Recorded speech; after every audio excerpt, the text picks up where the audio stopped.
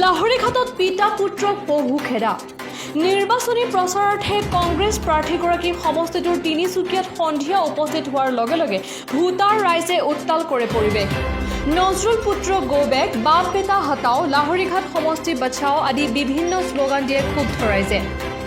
আধাতে নিৰ্বাচনী প্ৰচাৰ সভা সামৰি স্থান ত্যাগ কৰে পিতা পুত্ৰই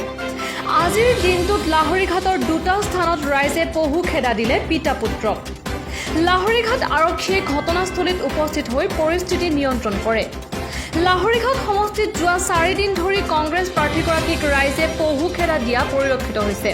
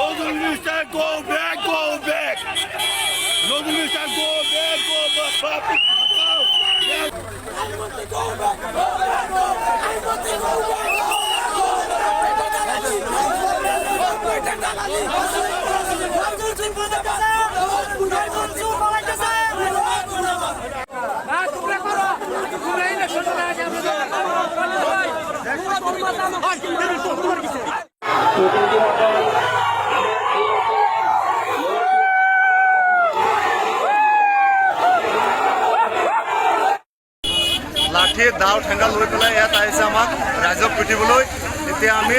মন্ত্ৰী আৰু মন্ত্ৰী ল'ৰাক আমি লৈ পেলাই ইয়াৰ পৰা খেদানি দিছোঁ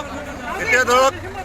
পুলিচ প্ৰশাসন আহি পেলাই মানে কাজিয়াটো হ'ব দিয়া নাই আমাক লাঠি দাও লৈ পেলাই আমাক দৌৰাবলৈ আহিছে আমি দৌৰাব আহিছে মন্ত্ৰী ৱৰ্কাৰে দৌৰাব আহিছে কংগ্ৰেছৰ ফালৰ পৰা আমাক লাঠি লৈ আহিছে ডাঙৰ ডাঙৰ লাঠি লৈ আহিছে